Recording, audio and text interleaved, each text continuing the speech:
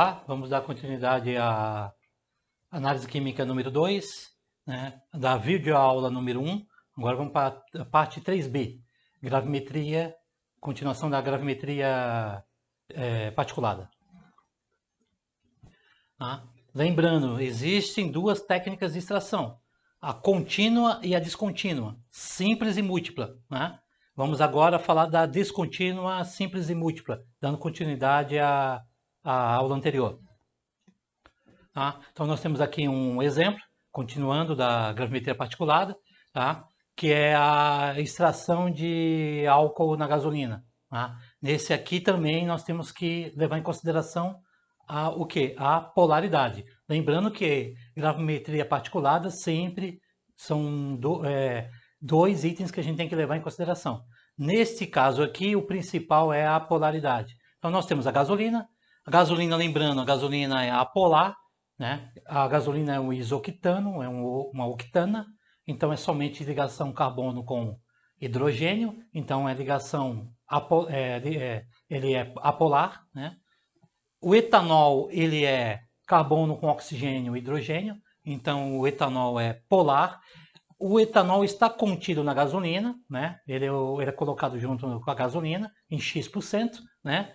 E aí, lembrando, para que eu extraia o etanol, né, da gasolina, eu tenho que adicionar uma solução algo polar, que tem a mesma polaridade do etanol. Eu poderia usar só água. Agora, para agilizar e essa separação ser mais rápida, eu coloco aqui uma solução salina, né, que é uma solução de cloreto de sódio a 10%, para facilitar, para ir mais rápido essa separação, tá, essa extração ser melhor. Tá? Embora só com água também vai extrair, só que demora mais um pouco. Então, para ir mais rápido essa separação, eu deixo ele mais polar ainda. Então, coloco cloreto de sódio, porque sal é polar. E a concentração é 10%. Então, quando eu colocar a solução salina nessa amostra de gasolina, tá? O que vai acontecer? O etanol vai para essa, a solução salina vai extrair o etanol e a gasolina vai ficar sem o etanol que porventura já estava incluso nele, estava nessa mistura. Tá? Então só vai ficar vai ficar uma parte maior dentro da proveta, que vai ser o quê? Solução salina mais o etanol extraído da gasolina. Tá? Então nós aqui temos o exemplo. Tá? 50 ml de gasolina foi a quantidade de amostra que eu coloquei.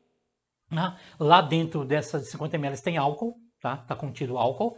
E aí eu coloquei, enchi até a proveta, né? Lembrando que a proveta tem que ter tampa. Eu enchi até os 100 ml com a solução salina de cloreto de sódio 10%. Depois eu fiz 5 inversões leves, né? Ok? E coloquei a proveta lá para poder fazer a separação das fases. E aí, lembrando que quando eu fiz essa mistura, a gasolina tem uma densidade menor do que o álcool e a solução salina. A solução salina fica na parte inferior da proveta e a gasolina fica na parte superior da proveta. Então aí o que aconteceu? Tá? Aumentou, tá, a fase da solução salina com o álcool, que é essa parte inferior, tá? Aumentou o volume. E o que aconteceu? Tá? E diminuiu a fase da gasolina. Tá? A gasolina ficou sem o álcool e aumentou o quê? Aqui eu tinha colocado 50 de álcool e 50 de solução salina. Aumentou, foi para 61 ml, ou seja, 50 da solução salina que eu adicionei. E quem seria esses 11 ml que aumentou a camada aquosa? É o álcool que estava contido na gasolina. Desta forma, eu consigo fazer o cálculo de teor de álcool na gasolina. Também é uma particulada, gravimetria particulada. Tá? A porcentagem do soluto, ou seja, de álcool em volume na gasolina, é calculada como? Do solvente do soluto em volume é VFS menos VIS dividido por VA vezes 100. Quem é? VFS, volume final do solvente mais soluto. Tá? É aquele volume que aumentou. Tá? Ficou solução salina mais o analito que estava contido na amostra. VIS é volume inicial do solvente, ok? É quanto eu adicionei de solução salina. E VA, volume da amostra. Nesse caso aqui seria o volume da gasolina. Então, o volume da amostra de gasolina, quanto eu coloquei na proveta, 50. Qual é o volume da solução salina? Completei a proveta de 100, então coloquei 50 ml de solução salina. Volume da solução salina mais o álcool, depois da extração, foi para 61 ml. Então, qual é a porcentagem de álcool? É o volume da solução salina mais álcool, 61, que é aquela solução que aumentou de volume, menos 50, ok? Dividido por 50, que é o volume, 50 é o volume da amostra, e 50 era o volume inicial da solução salina que eu adicionei. Ok? 61 menos 50 dividido por 50 vezes 100, portanto eu tenho 22% de álcool na gasolina.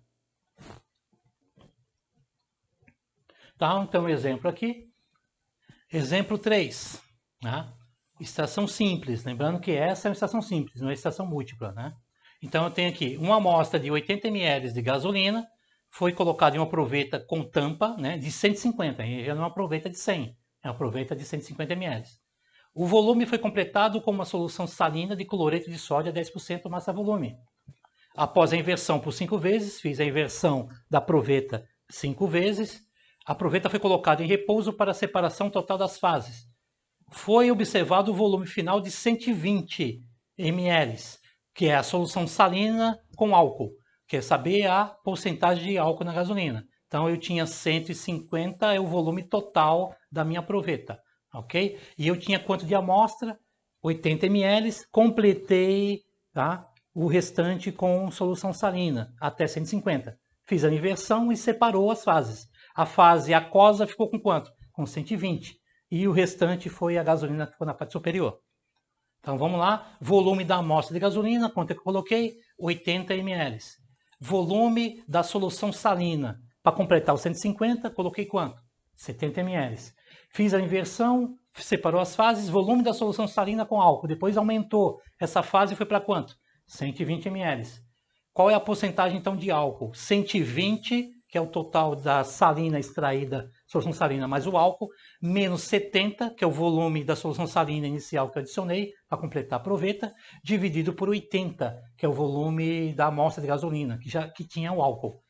Subtraindo 120 de 70 dividido por 80 vezes 100, eu tinha 62,5% de álcool na gasolina. E agora vamos para as extrações contínuas. Extração contínua é para extração líquido-líquido. Tá? Então, se eu tenho uma amostra líquida que tem um analito e eu tenho que fazer essa extração, eu tenho que usar um outro líquido, tá? Que nada mais nada menos vai ser um solvente. Então, vai ser a amostra líquida com o meu solvente líquido, ok? E aí eu vou usar o quê? Aquela vidraria laboratório volumétrica que nós chamamos de Denstack, ou também conhecido como TRAP. Tá? Então, qual é o caso? O solvente apolar, tá? Então é um solvente apolar, e a amostra são mantidos em ebulição em um balão. Então, eu vou colocar lá pérola de vidro em ebulição, vai estar lá o solvente apolar com a amostra. Onde os vapores de água polar e solvente apolar são então condensados e caem em um Denstack, que é o TRAP. Então, lembrando, esse método aqui, tá, é para extração de água, então meu analito é a água que eu quero saber. Então, teor de água na minha amostra líquida. Tá? Sendo o solvente menos denso que a água, fica na camada superior, ok, do Denstack, do TRAP, o que faz descer novamente para o balão onde está a amostra, a ser extraída. Daí o solvente com a água da amostra evaporam de novo e o ciclo recomeça. Por isso que esse caso chama-se que é contínuo. Tá? Então vamos lá, e aí vamos lá que é o sistema de extração, né, de análise de teor de água em amostra líquida. Tá? Então aqui no balão eu coloco o quê? Pérolas de vidro, minha amostra líquida geralmente são 100 ml. A maioria dos métodos falam em 100 ml e ela tem água, umidade, está contida nela. Quando eu aqueço este balão, ocorre o quê? A evaporação, né, do meu solvente apolar, né, e a água é polar, então eles têm que ter polaridades diferentes. Eles vão subir aqui pelo TRAP, no condensador de câmbio reto, os dois vão condensar e os dois vão condensar e vão cair na escala do TRAP. Porém, quem vai ficar embaixo e quem vai ficar em cima? Neste caso aqui, a água que é mais densa do que o meu solvente apolar vai ficar na parte inferior, meu solvente apolar vai ficar na parte superior do trap, e ali eu vou fazendo já a leitura na minha escala de quantidade de água que tem. Eu já consigo ver. O que acontece? Como o meu solvente tem menor densidade, aqui também eu tenho que tomar cuidado. Tem que ser um solvente apolar com menor densidade que eu tenho da água, para que ele fique na camada superior. Quando encher o trap com o condensado do solvente, porque a água vai ficar aqui, já vai ficar lá na parte inferior do meu trap, ele volta para o meu sistema e assim vai continuamente. Tá? Ele volta para o meu sistema líquido, aquece novamente e arrasta mais água. E vai esse processo, geralmente é em torno de 1 hora que esse processo fica de aquecimento de extração. Tá? E aí tem que tomar cuidado que dois fatores importantes que eu tenho que levar aqui em consideração. Meu solvente tem que ser apolar, porque minha água que eu quero extrair é polar, e a densidade do solvente tem que ser menor do que a da água. Tá? Então esse é o processo de extração de água, né, de teor de umidade na minha amostra líquida, usando o meu trap. Tá? Tem um segundo caso onde que eu tenho a densidade do meu solvente é maior do que a água. Ou seja, então, aquilo que eu quero extrair, que é a água, vai ficar não na parte inferior, vai ficar na parte superior. O caso é o mesmo, tá? Quando o solvente de extração é mais pesado que a água, utiliza-se outro tipo de trap. O que vai diferenciar? Só o trap que eu vou usar, tá? Que eu não posso usar o trap do primeiro caso, tá? Tenho que usar um trap chamado de vasos comunicantes, tá? O solvente apolar e a amostra são mantidos em ebulição, mesmo processo, em um balão onde os vapores de água polar e solvente, que é apolar, são então condensados e caem em um dense dark trap, sendo o solvente mais pesado que a água. Esse é o caso que o solvente é mais pesado que a água. Ou mesmo ficará na camada inferior. Agora é o contrário. O solvente vai ficar na parte inferior e a água na parte superior. Só que o que eu quero medir é a água, que é o meu analito. Né? A diferença em relação ao primeiro caso é que o solvente volta para o balão, não por cima, através do princípio de vasos comunicantes, através do braço de vidro inferior, convenientemente dobrado. Então, o trap usa este aqui. Tá? Então, esse é o modelo para quando for utilizar no laboratório extração de solvente extração de água com solvente pelo sistema de trap. Porém, aqui é quando o solvente é mais pesado do que a água. Então, o solvente vai ficar aqui na parte inferior, a água vai ficar na parte superior, mas como tem esse sistema de vasos comunicantes, aí o que vai acontecer? Vai encher primeiro o nível do solvente e ele volta para o meu balão novamente. E vai ficar a camada superior com a água, que depois eu vou fazer a minha medição de quantos ml eu tenho de camada de água. É o volume direto.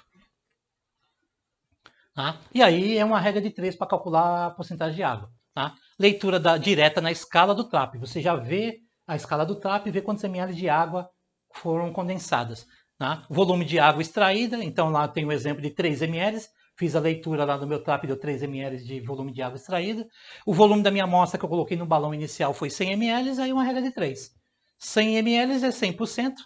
3 ml de água extraída é quantos por cento? Deu 3% de água, né, de umidade na minha amostra líquida que eu coloquei lá no balão. Tá? E esse caso foi quando eu tenho líquido, quero, né, amostra líquida com o meu solvente líquido. Tá? E o meu analito também líquido. E agora eu quero fazer um outro caso que é extração sólido líquido. Então, quando eu tiver só do líquido, como é que eu faço? Eu faço a gravimetria particulada por extrator de Soxhlet, né? Então, a amostra sólida é pesada no papel de filtro, né? Eu faço lá uma canoazinha, enrolo ela na forma cilíndrica, né? Coloco ela no cilindro poroso, que nós chamamos de cartucho, né? Que é de papel resistente, geralmente de celulose, a base de celulose, e esse, por sua vez, é inserido dentro de um tubo, dentro do aparelho de Soxhlet. Lembrando que o aparelho de Soxhlet é o balão, o extrator e o condensador. Né? O aparelho é ajustado em um balão C, né? Que esse balão é o balão que está lá à amostra, com a pérola de vidro, né? Contendo solvente da mesma polaridade do analito, e há um condensador de refluxo. Tá? Então é balão, extrator e condensador. Tá? O solvente é levado à fervura, então entra lá em ebulição junto com as pérolas de vidro. Né? O vapor do solvente sobe pelo tubo E, condensa no condensador D, né, já na parte do condensador, e ele vai cair em gotículas em cima da minha amostra que está dentro lá do cartucho. Né? O solvente condensado cai no cilindro A e lentamente enche o copo do extrator B. Quando o solvente alcança o topo do tubo F, é sinfonado para dentro do balão C. Então, quando ele atingir uma certa altura, ele ocorre um sistema de sifão que ele volta para o meu sistema. Por isso que esse sistema também é chamado de contínuo. Tá? Ok? Transportando assim o analito extraído para o balão C. Então, a minha amostra que está lá na parte superior, que está o analito contido nele, que tem a mesma polaridade do meu solvente, tá? Ele vai passar para, vai ser extraído pelo sifão e vai ser depositado lá dentro do balão. Até quanto? Até X tempo que a gente tem que calcular isso. Quantos minutos ou horas tem que ficar recirculando continuamente até eu extrair todo o meu analito que está contido na minha amostra. Tá? O processo é repetido automaticamente até que a extração se complete, ou seja, até que eu tire todo o meu analito da minha amostra. Então, esse que é o sistema. O D é o que eu chamo lá do condensador, né? O C é o meu balão, o extrator aqui é o meu B, o A é o meu cartucho onde está a minha amostra, e eu tenho lá os dois sistemas, né? O sistema E, que é o sistema de sifão, e o F é o sistema onde vai deixar o nivelamento do meu solvente que está sendo condensado, até ele entrar na mesma altura do E, e aí para o sifão ele vai arrastar meu analito para dentro do balão. Chega uma hora que eu não tenho mais analito no meu cartucho, na minha amostra A, e aí todo ele está dentro do balão C. Tá, e como é que eu faço? Evaporo o meu solvente, que está no balão C depois, e aí fica só meu analito, estufa, dessecador e peso. Aí eu tenho a massa do meu analito extraído. Tá? Então essa é a forma em que eu faço lá a dobradura do papel. Né? Primeiro eu faço uma canoa onde eu vou lá na balança e peso a minha amostra. Depois eu dobro ele, envelopo ele e depois eu dobro ele e faço um cilindrozinho. Depois eu faço uma meia-lua em 45 graus, dobro ele novamente. Para que esse papel? Na ponta dele eu coloco um chumaço de algodão e aí eu vou e coloco dentro do meu cartucho de celulose que vai ficar lá dentro do meu extrator. Isso é para poder a amostra que está sólida, tá? Ela não ser arrastada, né, na hora que tiver o refluxo e ela ser arrastada para o balão, senão vou perder minha amostra, vou perder minha análise. Tá? E aí esse é o sistema do Soxhlet, né? Entrada e saída de água pelo condensador. Tá? Aqui é a minha chapa de aquecimento, balão, né?